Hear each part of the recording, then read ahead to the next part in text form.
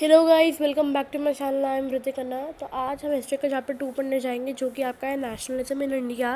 Basically हम इस chapter में ये पढ़ेंगे क्या हमारा पास्ट में हुआ, जलियांवाला बाग में क्या हुआ था, एक्चुअल में कब हुआ, महात्मा गांधी जी का क्या रोल था, वो कहाँ से आए थे, उन्होंने सत्याग्रह का मतलब क्या होता है, सत्याग्रह क्या क्या है ये, और कौन कौन सी मूवमेंट्स चलाई थी लोगों को बचाने के लिए, और कैसे टैक्सेस आए, कैसे टैक्सेस को रिलैक्स किया, कौन था ब्रिटिशर्स की गुलामी में, कौन किसने ब्रिटिशर्स को भगाया। आज हम इस चैप्टर में पढ़ेंगे। तो ये बड़ा इंटरेस्टिंग चैप्टर है, इसको बोरियत के इसमें मत लेना। तो ये बहुत इंटरेस्टिंग चैप्टर है। तो मैं आपको 2 वर्ड से स्टार्ट करूँगी, जो कि बहुत बच्चे कंफ्यूज होते हैं 2 वर्ड्स में। तो 2 वर्ड्स ये हैं, एक तो ओप्रेस्ड है और एक ओप्रेसर है। इन दोनों वर्ड्स में क्या फ़र्क है? आपको लग रहा होगा कि दोनों काइंड ऑफ सेम है, बट नहीं, ऐसा नहीं है। इसमें ईडी है और ईआर है। लोग इस चीज़ को लेके समझते हैं। तो आपको ओप्रेस्ड का मतलब क्या होता है? ओप्रेस्ड का मतलब होता है जो दबाते हैं, मतलब लोगों को दबाते हैं। और ओप्रेसर का मतलब क्या होता है? जो दबते हैं।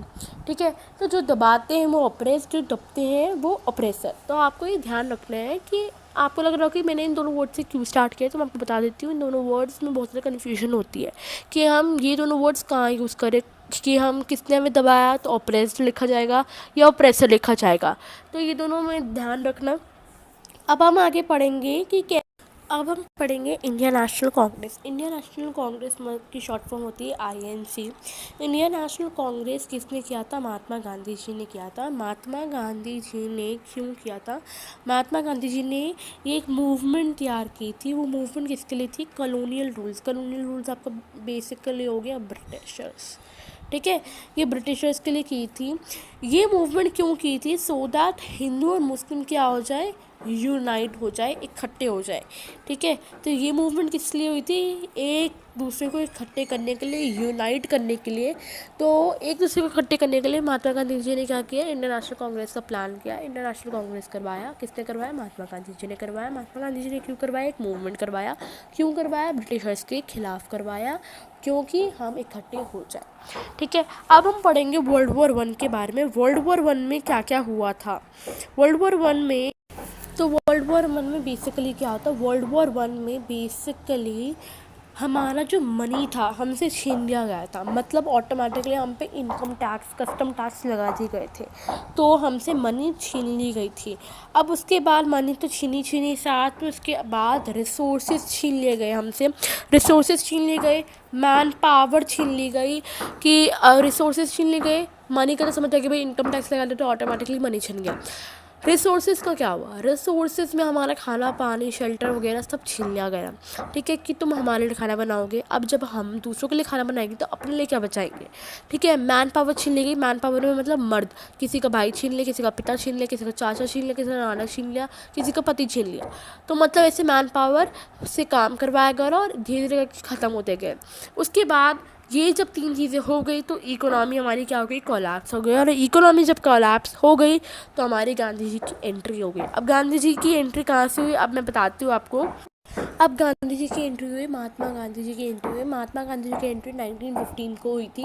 और 1915 को साउथ अफ्रीका से आए थे। ये साउथ अफ्रीका से एक वहाँ पे भी एक लड़ाई जीत कर आ रहे थे। ठीक है, तो बेसिकली महात्मा गांधी जी की एंट्री 1915 को हुई साउथ अफ्रीका में हुई। आपसे एमसीक्यूज़ में पूछा जाता है। और लोगों के लिए क्या बनकर आए थे? एक मसीहा बनकर आए थे, एज अ गॉड बनकर आए थे कि आप इधर आए हो महात्मा गांधी जी, तो आप पक्का हमारे लिए कोई ना कोई सोल्यूशन निकालोगे। तो लोगों के लिए वो एज अ गॉड बनकर आए थे, एज अ मसीहा बनकर आए थे। फिर उसके बाद हमारे गोपाल कृष्ण जी की एंट्री हो गई। अरे वाह, गोपाल कृष्ण गोखले जी की एंट्री हुई थी। ये बेसिकली हमारे पॉलिटिकल गुरु थे, जो कि गांधी जी को एक एडवाइस देते हैं। गांधी जी को क्या करते हैं? एडवाइस देते हैं। बेसिकली एडवाइस देते हैं कि तुम पहले पूरी दुनिया की प्रॉब्लम समझो, पूरी दुनिया में क्या क्या प्रॉब्लम है, जड़ समेत इस प्रॉब्लम को हटाने की कोशिश करो। पूरी दुनिया घूम कर आओ, फिर तुमको पता चलेगा कि तुमने कौन सा मूवमेंट तैयार करना है और कौन से मूवमेंट को लेके लड़ाई करनी है। Non violence. ठीक है, तो हमारे गोपाल कृष्ण गोखले ने उनको एडवाइस की थी। उसके बाद फिर महात्मा गांधी जी ने बोला उनको कि तुम देख कर आओ। तो महात्मा गांधी जी छोटी छोटी जगह शहरों में देख कर आए थे, लोगों से बात करनी स्टार्ट की और फिर उनको प्रॉब्लम समझ आया कि असली जड़ ब्रिटिशर्स है। कभी ब्रिटिशर्स मनी ले रहे, कस्टम टैक्स चढ़ा रहे, रिसोर्सेज छीन रहे, पावर छीन रहे, कुछ करने नहीं दे रहे, ना आर का रहने दे रहे ना पार का रहने दे रहे हैं। तो फिर गांधी जी ने क्या किया, गांधी जी ने आइडिया ऑफ सत्याग्रह किया। आइडिया ऑफ सत्याग्रह क्या होता है मैं आपको अभी बताती हूँ। अब आइडिया ऑफ सत्याग्रह का मतलब क्या होता है। आइडिया ऑफ सत्याग्रह गांधी जी ने किया था। सत्य का मतलब सभी को पता होता है, ट्रुथ, सच, ठीक है। आग्रह का मतलब क्या होता है, होल्ड ऑन ट्रुथ। और जब सत्य और आग्रह दोनों मिल जाते हैं तो सत्याग्रह बनता है। बेसिकली हमारे गांधी जी ने आइडिया सत्याग्रह का रूल निकाला था कि अगर हम ट्रुथ और नॉन वायलेंस को इकट्ठा कर लें तो हम दूसरों को, दुनिया को इकट्ठा कर सकते हैं, यूनाइट कर सकते हैं। We can unite all the Indians by what, by truth plus non violence, ठीक है। उसके बाद हमारे जनरल डायर की एंट्री होगी। जनरल डायर की एंट्री में क्या हुआ, ये जनरल डायर था कौन, जनरल डायर 13 अप्रैल 1919 को आया था। बेसिकली इसने क्या किया था, इसने मार्शल लॉ लगा दिया था। मार्शल लॉ में क्या था, मार्शल लॉ में ये था कि मार्शल लॉ में कोई भी बंदा 2 बंदों से ज़्यादा बाहर नहीं निकल सकता था एट अ टाइम। 2 बंदे से ज़्यादा नहीं निकल सकते थे घर से बाहर। अगर कोई निकल जाए तो उसको मार दिया जाता था। तो ये कांड हुआ जलियांवाले बाग में। जलियांवाले बाग में सभी को पता था कि बैसाख का फेयर था सभी का। अमृतसर वालों को तो वैसे भी बहुत फेवरेट होता है ये बैसाखी वाला फेवर। तो इसमें क्या हुआ, अमृतसर में जलियांवाला बाग में बैसाखी फेयर हुआ और उसमें बहुत लोगों को नहीं पता था कि यहाँ पे मार्शल लॉ लगा हुआ है। अब किसी किसी को नहीं पता था तो पूरी दुनिया इकट्ठी हो गई। पूरी दुनिया इकट्ठी हो गई जब ये बात जनरल डायर को पता चली कि पूरी दुनिया आपके लॉ को मानते हुए फिर भी एक से ज़्यादा लोग बाहर निकले।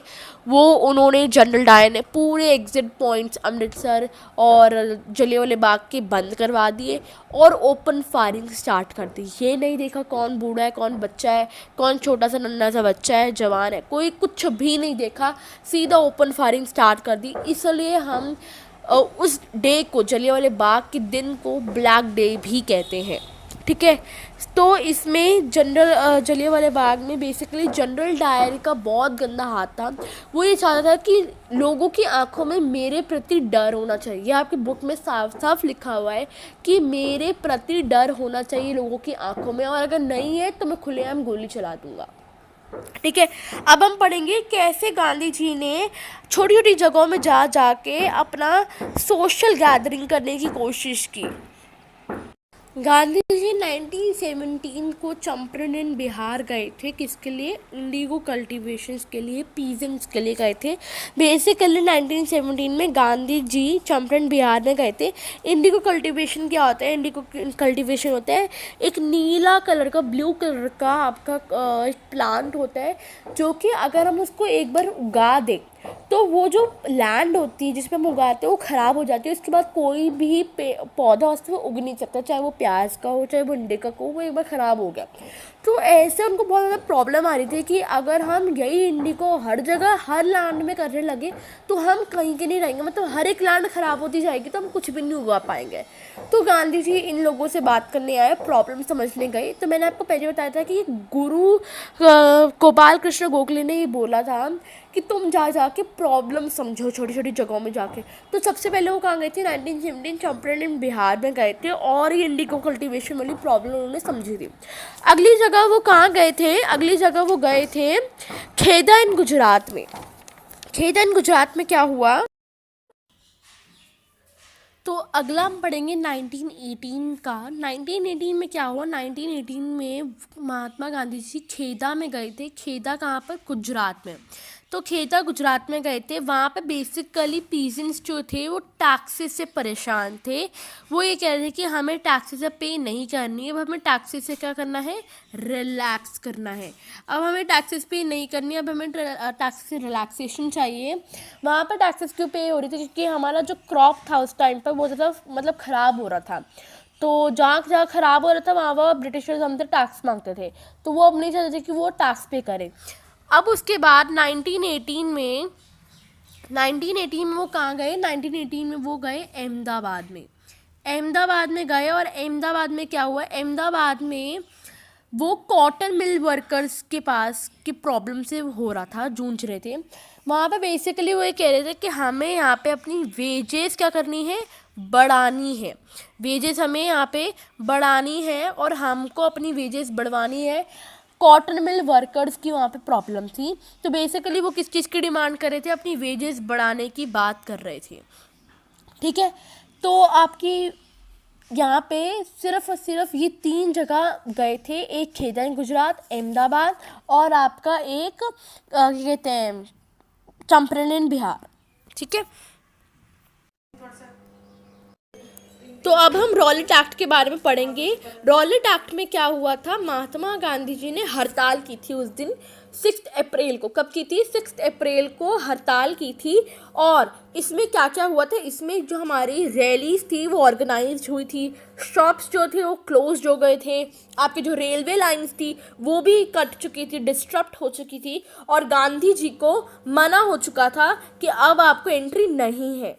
और गांधी जी को एंट्री करने से मना हो गया था कि तुम अब एंट्री नहीं करोगे दिल्ली के अंदर आने से मना हो गया था। दिल्ली के अंदर, ये वर्ड ध्यान रखना, दिल्ली के अंदर बैरियड हो चुका था उनको आने से। ठीक है, अब हम पढ़ेंगे आगे। अब हम पढ़ेंगे खिलाफत मूवमेंट। खिलाफत मूवमेंट में क्या हुआ था, ये हमारे ऑटोमन एम्पायर का था। ऑटोमन एम्पायर टर्की में हुआ था। ये टर्की एक्चुअली ये इस्लामिक वर्ल्ड के स्पिरिचुअल हेड है, रिलीजियस हेड है। और गांधी जी ने जब ये इशू देखा था कि खिलाफत मूवमेंट मतलब ऑटोमन एम्पायर मुश्किल में है, तो उन्होंने ये मौका देखा कि हिंदू और मुस्लिम को अगर इकट्ठा कर दिया जाए, यूनाइट हो दिया जाए, तो ऑटोमेटिकली पूरी कंट्री यूनाइट हो जाएगी, पूरी दुनिया यूनाइट हो जाएगी। और यही मौका देख के गांधी जी ने हिंदू और मुस्लिम को इकट्ठा करा। उसके बाद खिलाफत मूवमेंट ये स्टार्ट हुआ बॉम्बे में हुआ और मार्च 1919 को हुआ। बेसिकली खिलाफत मूवमेंट ऑटोमन एम्पायर के जो मुस्लिम वाले जो थे, इसमें 2 लीडर थे, मुस्लिम लीडर्स, जिसका नाम था मोहम्मद अली और शौकत अली। ये 2 लीडर्स थे जिन्होंने महात्मा गांधी के साथ डिस्कस किया था कि हाँ हम यूनाइट करेंगे। मैं आपको बता देती हूँ कि यहाँ पे ऑटोनॉमी का मतलब क्या होता है। ऑटोनॉमी का मतलब होता है किसी चीज़ को आज़ाद कर देना। ठीक है, तो अब इसमें हुआ। फिर उसके बाद खिलाफत और स्वराज इशू आया, जिसमें हम कहते हैं non cooperation movement. Basically Mahatma Gandhi ji ने एक हिंद स्वराज बुक लिखी थी, और ये 1909 की बात है, जब ब्रिटिश ने अपना रूल इस्टेब्लिश किया था, क्योंकि वो चाहते थे कि ये इंडियंस कॉपरेट ना करें। और अगर इंडियंस ने मना कर दिया ब्रिटिश रूल के साथ कॉपरेट करने से, तो उनको मतलब वो कोलैप्स हो जाएगी एक ईयर में और स्वराज आ जाएगा। स्वराज का मतलब पूरा होता है कि पूरी दुनिया एक साथ हो जाएगी, मतलब आज़ाद हो जाएगी, स्वराज। ठीक है, फिर गांधी जी ने क्या कहते हैं, बॉयकॉट कर दिया सिविल सर्विसेज, मतलब सिविल सर्विसेज, फॉरेन गुड्स और आर्मी, पुलिस, इन सब से बोल दे कि तुम ये चीज़ें लॉन्च नहीं करोगे, यूज़ नहीं करोगे, ये सब। मतलब आपको स्कूल जाने से मना कर दिया, जो फॉरेन स्कूल्स होते हैं, फॉरेन कपड़े पहनने से मना कर दिया, फॉरेन चीज़ें लेने से मना कर दिया, सब कुछ मना कर दिया गांधी जी ने। ये नॉन कॉपरेशन मूवमेंट की बात है। अब खिलाफत मूवमेंट और नॉन कॉपरेशन मूवमेंट कहाँ हुआ था। अब आपका खिलाफत और नॉन कॉपरेशन मूवमेंट कहाँ हुआ, जनवरी 1921 की बात है। जनवरी 1921 में 3 जगह हुआ। एक आपका हुआ टाउन पर, एक आपका हुआ सिटीज़ में, और एक हुआ कंट्री साइड में। ठीक है, तो ये 3 जगह थी जहाँ इन्होंने नॉन कॉपरेशन मूवमेंट किया। ठीक है, अब हम बात करेंगे कि कंट्री साइड में तालुकदार और लैंडलॉर्ड्स थे। आपसे टाउन और सिटीज़ का नहीं पूछा जाता, इसलिए मैं इन दोनों का नहीं पढ़ाऊंगी। कंट्री साइड का पूछा जाता है, कंट्री साइड का बता रही हूँ। कंट्री साइड में बेसिकली क्या हुआ था, कंट्री साइड में आपके तालुकदार और लैंडलॉर्ड्स थे, जो कि आपसे कंट्री साइड में ना ये 2 लोग थे, तालुकदार और लैंडलॉर्ड्स, जो कि लोगों से बोलते थे कि आपको रेवेन्यू पे करना है, आपको टैक्सेस पे करना है। और वहाँ पे नई धोबी बंधु, ये एक वहाँ के लैंडमार्क था जहाँ पे लोगों से बोला जाता था कि तुमको देना ही देना है। तो अब उन्होंने नहीं दिया, उनको बोला था कि भाई टैक्सी से रिलैक्स है और तुम उतना ही मांग रहे हो, तो जून 1920 में जवाहरलाल नेहरू ने विलेजेस में गए थे और वहाँ जाके विलेज के लोगों से बात की, विलेजर से बात की, और उसके बाद विलेजर्स में जा के विलेजर्स की बातें की, उनकी प्रॉब्लम समझी कि तुम्हारा प्रॉब्लम क्या है। फिर उसके बाद अक्टूबर में अवध किसान सभा उन्होंने रखा, जो कि जवाहरलाल नेहरू, बाबा रामचंद्र और बाकी लोग थे जिन्होंने ये अवध किसान सभा रखा था विलेजर्स के लिए। ठीक है, पीजेंट्स आए, उन्होंने अपनी कांग्रेस डेवलप करी, लीडरशिप करी, बट वो उसके साथ हैप्पी नहीं थे। उन्होंने ये अवध किसान सभा रखा तो तालुकदार्स और जो मर्चेंट्स थे उन्होंने लोगों के घर पे जाके अटैक करना स्टार्ट कर दिए, बाजार लूटना स्टार्ट कर दिए, और कई कई जगह तो लोकल लीडर्स को बताया गया है कि गांधी जी को मना कर दिया गया है टैक्सेस देने से, वो टैक्सेस पे नहीं करेंगे लैंड के, और मतलब जो भी पैसा होगा वो पुअर्स के बीच में डिस्ट्रीब्यूट कर देंगे। ठीक है, उसके बाद फिर आपका आता है मूवमेंट इन ट्राइबल एरियाज़। ये ट्राइबल एरियाज़ में हुआ था, जिसका इन्होंने नाम रखा था, मूवमेंट का नाम भी रखा था मिलिटेंट गुरिल्ला मूवमेंट।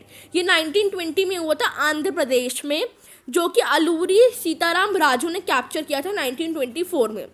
इसमें बेसिकली क्या था, वहाँ पे ना गोदाम ने पुलिस स्टेशंस में अटैक करना स्टार्ट कर दिया, गॉड को मानने से मना कर दिया, नॉन कॉपरेशन मूवमेंट इंस्पायर्ड हुई, और उससे पीपल जो लोग थे उनको खादी क्लोथ्स वापस लेना पड़ा। मतलब उन्होंने बोला कि अब गांधी जी के पास सब कुछ अटैक हो रहा था, सब कुछ बंद करवा दिया, तो लोगों के पास चारा नहीं था, तो उन्होंने बोला कि अब तुमको फॉरेन क्लोथ्स पहनने पड़ेंगे, स्कूल जाने पड़ेंगे, कोर्ट्स जाने पड़ेंगे, लॉयर अपना काम करेंगे, टीचर अपना काम करेंगे, मतलब बैक टू वर्क हो जाएंगे सारे के सारे। ठीक है, तो यहाँ तक आपकी वीडियो खत्म होती है। कैसी लगी आपको मेरी वीडियो मुझे कमेंट सेक्शन में ज़रूर बताना, और अच्छी लगी हो तो please like, share, comment and subscribe my channel. Thank you.